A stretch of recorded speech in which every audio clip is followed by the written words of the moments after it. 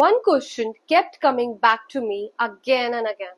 If your life changed at the age of 18, then why did you stay silent for 7 years? Most people assume that I was afraid, but that wasn't the real reason. The truth is, those 7 years completely changed the way I think, learn, and understand the world. And it all started with one question I couldn't stop asking. Today, I wanted to share that journey with you. Hello everyone, I am Chetna and welcome back to Journey to Enlightenment and Awareness. In the last video, I shared why I stayed silent for 7 years. But today, I want to answer a different question. What I was doing during those 7 years? Looking back, I would say my journey was about 40% of the experience and 60% of the effort that I followed. The reading, the research, the question, the observation, and the search for answers. Not because I wanted to collect knowledge, but because I wanted to understand people. I wanted to understand why we think differently, believe differently, and experience life completely differently. And this is what this video is all about. So let's begin. Question 1. What made me spend 7 years studying? Everything started with one simple realization. After my conversation with Mr. X, I stopped asking, why didn't they believe me? And instead I asked, why did we understand the same conversation so differently? That question completely changed my direction. I realized that people don't see reality in exactly the same way. Every one of us understand the world through our own experiences, education, beliefs, culture, and upbringing. That doesn't make someone intelligent or unintelligent. It simply means we are looking through different lenses. The more I thought about it, the more curious I become. If our understanding of reality is shaped by the lens we look through, then how many things might I also be misunderstanding? That question humbled me. It made me realize that before trying to explain anything to others, I first needed to keep learning myself. So I started reading. One book became 10, and 10 becomes hundred of articles, lecture, research papers, and ancient text. What I thought would take a few months slowly turned into 7 years. Not because I was searching for the proof that I was right, but because I wanted to understand how human beings make sense of reality in the first place. And as I studied more, I noticed something that surprised me. Question 2. What surprised me the most during those 7 years? One of the biggest surprises was the relationship between science and spirituality.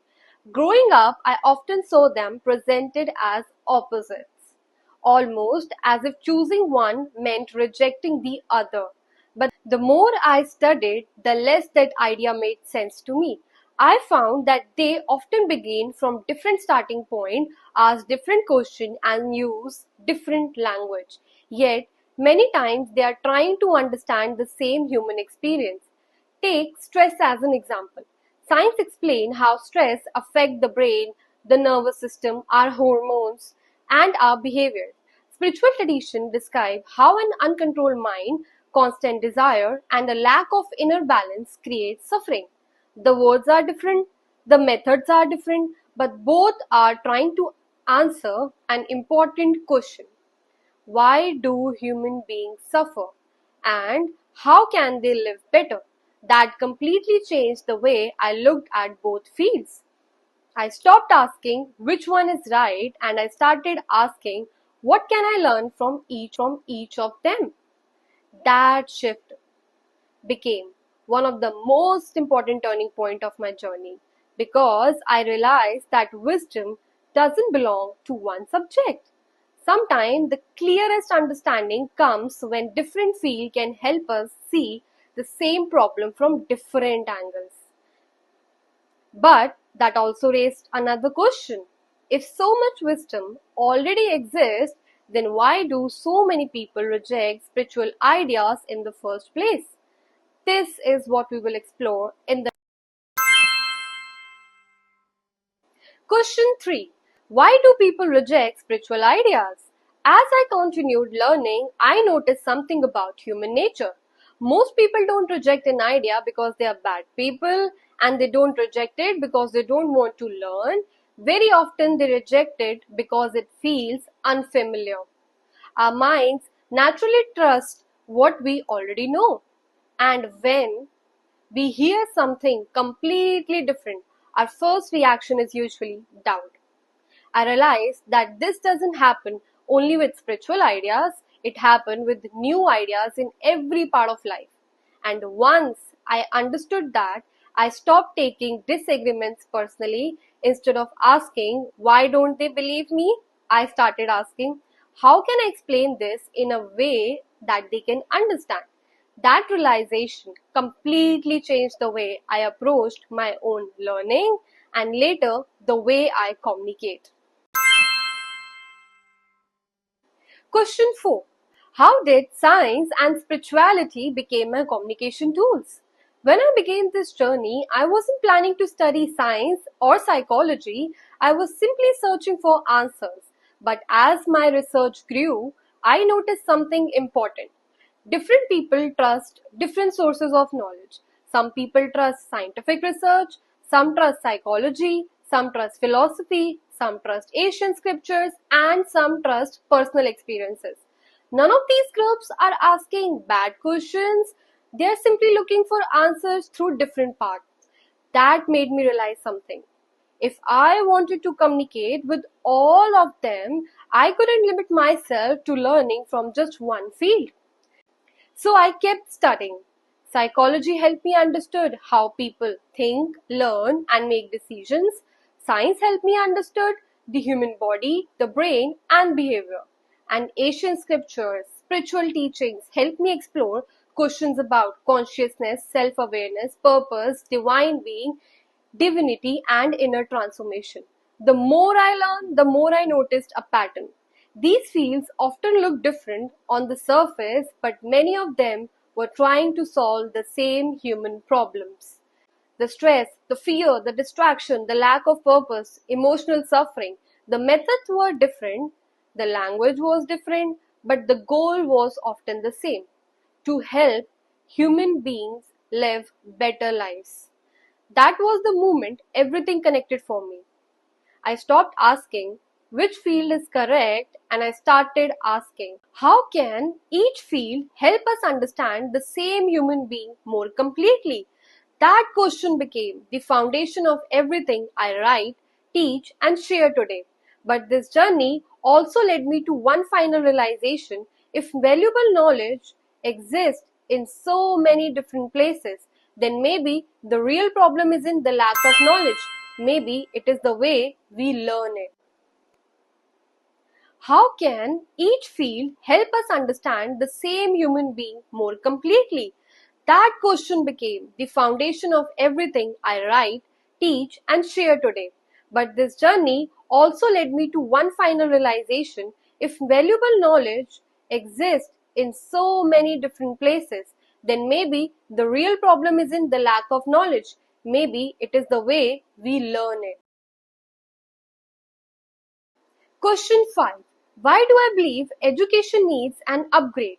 This is probably one of the most important questions of my entire journey. And let me be very clear.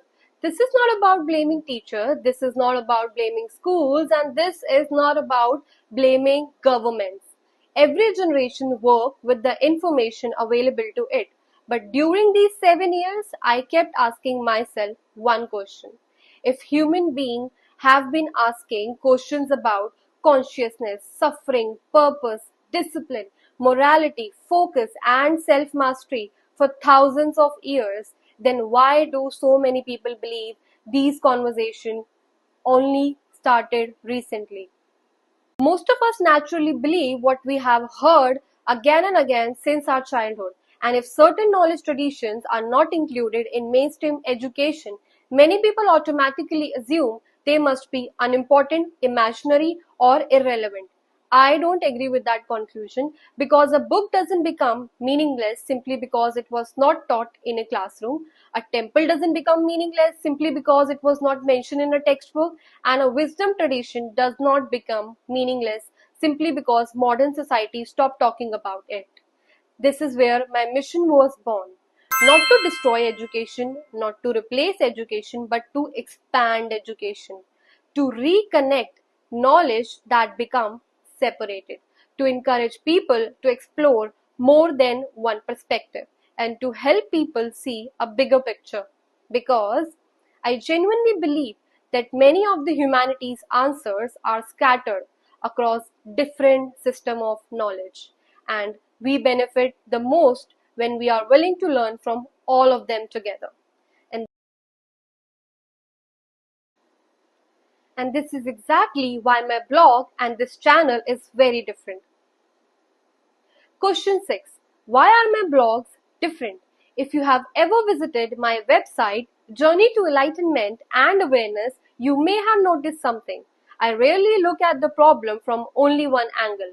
Most content today chooses a side, either science or spirituality, either psychology or philosophy, but my approach is completely different. I ask what happened when we put all of them together on the same table and allow them to talk to each other. That this is exactly what I spent the last 7 years doing. When I write about stress, I don't only ask about what science say. I also ask what psychology say, what human behavior say, what Asian teachings say, what spiritual traditions say, and most importantly, how all of that can help a real human being living in the modern world. This is why my blogs are not just information, they are investigation, they are research journey, and they are the part of much larger mission. The same mission that led to this YouTube channel. So what is the mission of my channel? The mission is simple: to help people think deeper, to help people ask better questions, to help people connect ideas that are usually separated, or you could say that are usually kept separated, and to explore whether some of the answers humanity is searching for today may already exist in places we stopped looking. This channel is not here to tell you what to believe, it is here to encourage you to investigate it for yourself. Because awareness grows when questions grow, and questions grow when curiosity is allowed to exist. So, yeah, looking back today, I can honestly say that my journey was not built on one experience alone. It was built on everything that came after it: the book, the research, the observation, the question, and the mistakes also. So, those 7 years give me the confidence to finally speak out. And now I wanted to share everything that I've learned with you. Before I end this video, let me leave you with the one final question. Many people think enlightenment happened only in ancient time. They think it cannot happen in Kali Yuga, like this is impossible in today's world. But I don't see myself as someone special or as an exception. If it can happen to one person, it can happen to others too. In the next video, I will share the name of one well-known person who is believed to have attained enlightenment during Kali Yuga. So if you don't want to miss that conversation, make sure to like this video, subscribe to the channel and press the bell icon. Thank you so much for watching. I will see you in the next video.